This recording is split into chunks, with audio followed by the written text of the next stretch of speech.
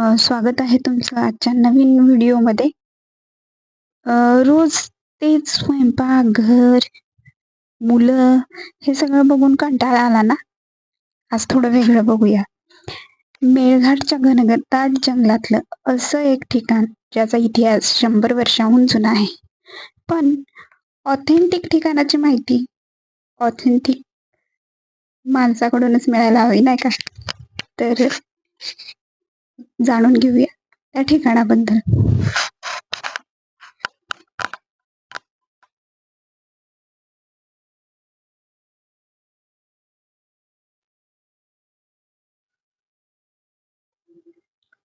Belkund bridge मेळघाटच्या इतिहासाचा साक्षीदार.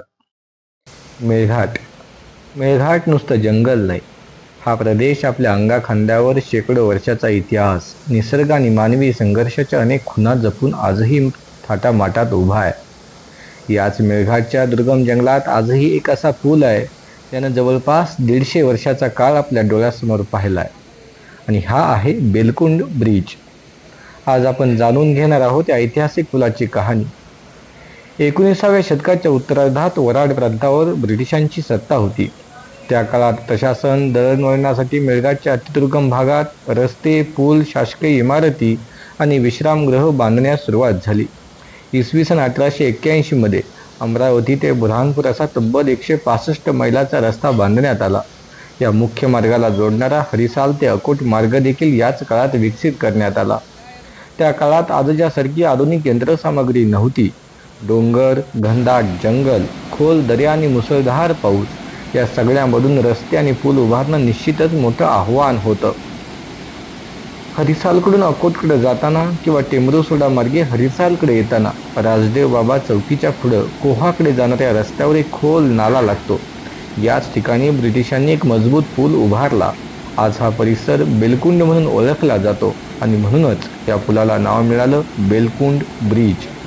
पुलाचं बांधकाम करताना त्याच्या जवळच एक विश्रामगृह देखील बांधण्यात आलं. विशेष म्हणजे इतकी वर्ष उलटून गेल्यानंतरही हे विश्रामगृह आजही वापरात आहे. म्हणजे विचार करा, ज्या काळात हा पूल बांधला गेला त्या काळापासून मेळघाटने आजपर्यंत कितीतरी पिढ्या बघितल्या आणि पिढ्या बदलल्या. रस्ते बदलली, वाहने बदलली, तंत्रज्ञान बदललं, पण पूल आजही तिथंच मोठ्या थाटामाठात उभा आहे. या पुलाच्या इतिहासाची माहिती देणारी एक पोलादी पाटी या पुलावर लावण्यात आली होती. त्या पाटीवर पुलाचं नाव, बांधकामाचं वर्ष आणि संबंधित अधिकाऱ्यांची नावं कोरलेली होती. त्या पाटीनुसार हा पूल इसवी सन 1886 मध्ये बांधण्यात आला. त्यावर अभियंता म्हणून R.W. स्विनेरिऑन आणि ओव्हरसियर म्हणून देवनाथ सहाय यांची नावं नमूद होती. म्हणजे ही पाटी स्वतःच एक ऐतिहासिक दस्तऐवज होती. 1886 पासून 2022 पर्यंत म्हणजे तब्बल 136 वर्ष या पुलाच्या इतिहासाची ही पाटी साक्ष देत तिथं होती. पण दुर्दैवानं ही ऐतिहासिक पाटी चोरीला गेली. इतिहास जपणाऱ्या वस्तूची किंमत भंगाराच्या किमतीपेक्षा कितीतरी पटीनं अधिक होती. पण त्याची किंमत जाणण्या इतपत समाज मन अजून मोठं झालं नाही, हे मात्र या निमित्तानं सिद्ध झालं. तिची खरी किंमत कदाचित त्या चोरणाऱ्यांना कधीच समजली नसावी.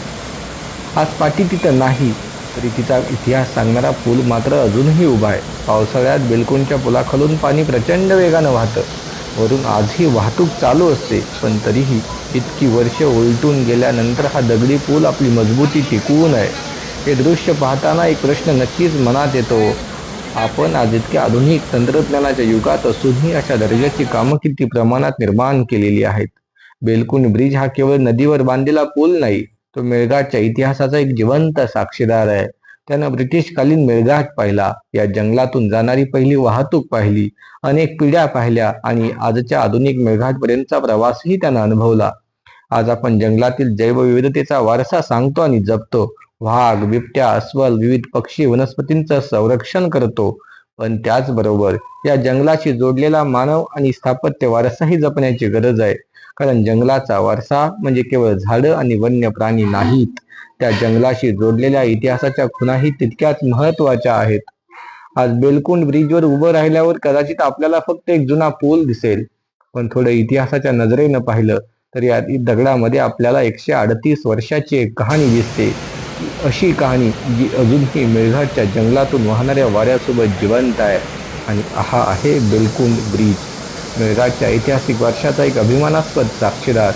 जर तुम्हाला मेळघाटचा इतिहास, जंगल, वन्यजीव आणि अशा दुर्लक्षित ऐतिहासिक ठेव्याविषयी माहिती जाणून घ्यायला आवडत असेल तर चॅनेलला सबस्क्राईब करा आणि हा व्हिडिओ आवडला असेल तर आपल्या मित्रांसोबत नक्की शेअर करा. चला पुन्हा भेटूया मेळघाटच्या एका आणखी रंजक कहाणीसोबत. जय हिंद, वंदे मातरम.